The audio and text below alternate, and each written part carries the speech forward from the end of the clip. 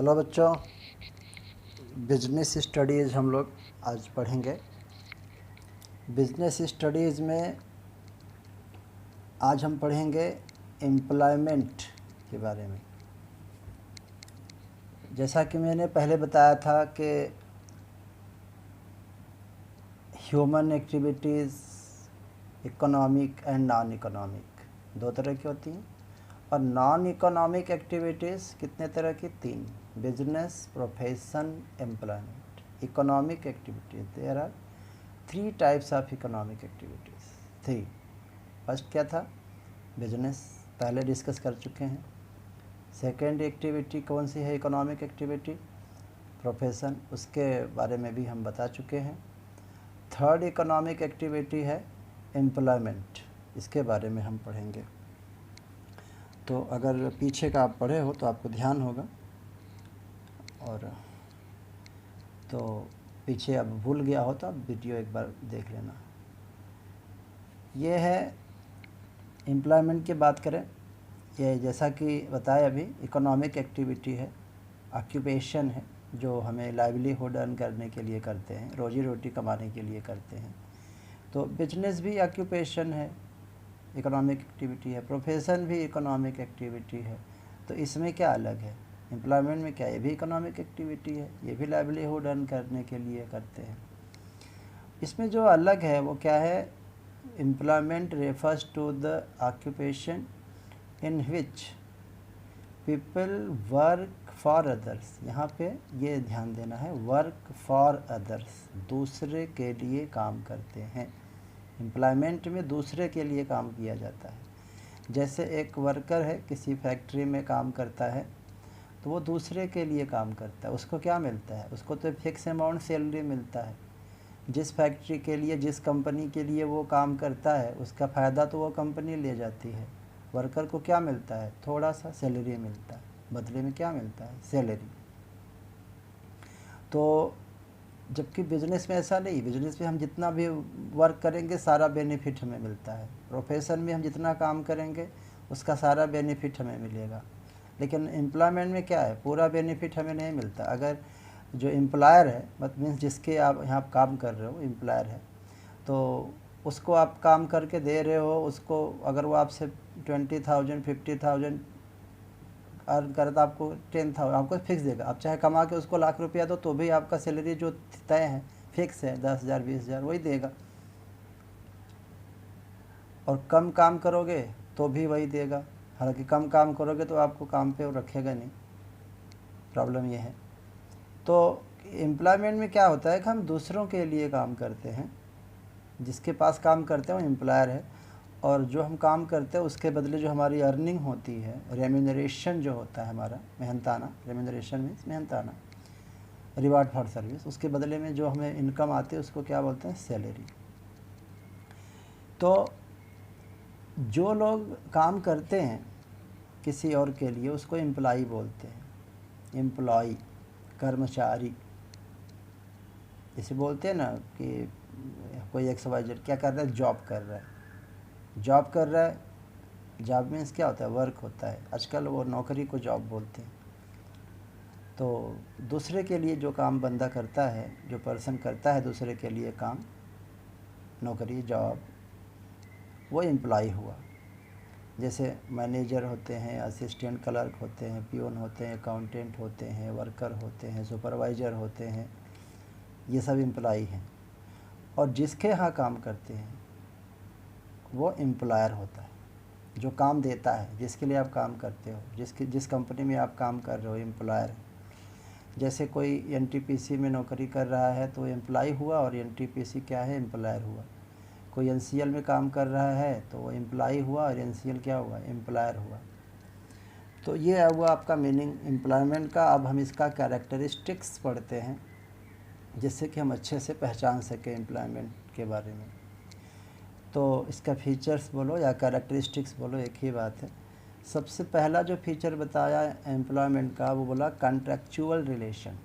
एक कॉन्ट्रैक्ट होता है किसके बीच? एम्प्लॉई यानी जो काम करता है, एम्प्लॉयर जो काम कराता है, जिसके लिए आप काम करते हो, एम्प्लॉयर हुआ। तो उनके बीच कॉन्ट्रैक्चुअल रिलेशनशिप होता है। एम्प्लॉयर और अब वो कॉन्ट्रैक्ट रिटन भी हो सकता है और ओरल यानी मौखिक भी हो सकता है, उसमें टर्म्स कंडीशन होती है। सेकंड जो कैरेक्टरिस्टिक है एम्प्लॉयमेंट का कि जो रिवार्ड मिलता है एम्प्लॉय को उसको क्या कहते हैं, सैलरी और वेजेस। जो आप काम करते हो, जो आप बदले में कुछ लोगे, आप जो अर्निंग होगी आपकी, उसको क्या बोलते हैं, सैलरी या वेजेज। और ये सैलरी या वेजेज कब मिलता है, रेगुलर इंटरवल पे मिलता रहता है। जैसे जो डेली वेजेज हैं उनको वीकली मिलता है, जो रेगुलर एम्प्लॉय होते हैं उसको मंथली मिलता है सैलरी। ये हो गया। थर्ड जो कैरेक्टरिस्टिक है एम्प्लॉयमेंट का, नेचर ऑफ वर्क। तो आप जो काम करोगे वो आपको एम्प्लॉयर बताएगा क्या करना है। जैसे एक सुपरवाइज़र की नौकरी कोई कर रहा है किसी कंपनी में, तो सुपरवाइज़र को कहाँ किस जगह पे ड्यूटी करनी है, किस साइट पे ड्यूटी करनी है, किस मशीन पे ड्यूटी करनी है, एम्प्लॉयर बताएगा। मतलब जिसके आप नौकरी कर रहे हो वो बताएगा, अपने मन से कुछ नहीं कर सकते। फिर नेक्स्ट जो कैरेक्टरिस्टिक है एम्प्लॉयमेंट का वो है कैपिटल इन्वेस्टमेंट। तो इसमें बिल्कुल कोई कैपिटल नहीं लगता है। आप किसी का नौकरी करने जाते हो तो आप पूंजी क्यों लगाओगे, अपने घर से आपको कोई पैसा नहीं लगाना है, वो पहले से बिजनेस चल रहा है किसी दूसरे का, आप वहाँ जाके काम कर रहे हो। इसमें रिस्क नहीं होता, जैसे बिजनेस में रिस्क होता है, लॉस होने का डर होता है। प्रोफेशन में भी थोड़ा बहुत रिस्क होता है क्योंकि उसमें भी कुछ थोड़ा बहुत पैसा तो लगता है। जैसे लॉयर है तो वो अपना ऑफिस बनाएगा, फर्नीचर वगैरह, कंप्यूटर वगैरह रखेगा, तो अगर नहीं चला तो रेंट देगा, वो सब नुकसान जाएगा। लेकिन एम्प्लॉयमेंट में ऐसा नहीं है।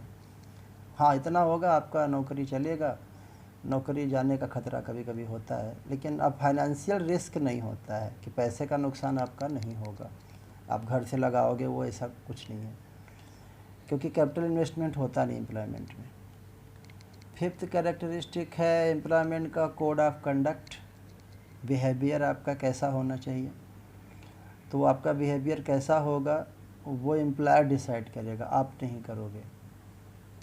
जैसे आप सेल्समैन हो किसी कंपनी में, तो कस्टमर के साथ कैसे डीलिंग करनी है आपका एम्प्लॉयर आपको बताएगा कैसे करना है। एम्प्लॉयर को ज़्यादा अच्छे से करना है, बिहेव करना है, या जैसे या उतना ध्यान नहीं देना है, जैसा कस्टमर है वैसा ध्यान देना है, तो आपको एम्प्लॉयर बताएगा किस तरह का आपको बिहेव करना है जॉब में, एम्प्लॉयमेंट में। फिर रही बात क्वालिफ़िकेशन की, योग्यता क्या चाहिए, तो एम्प्लॉय के लिए वो जो एम्प्लॉयर मांगेगा, एम्प्लॉयर कौन सी क्वालिफ़िकेशन चाहिए तो वही आपको बताएगा। तो आप वो क्वालिफ़िकेशन और ट्रेनिंग है तो आपको जॉब पे रख लेगा।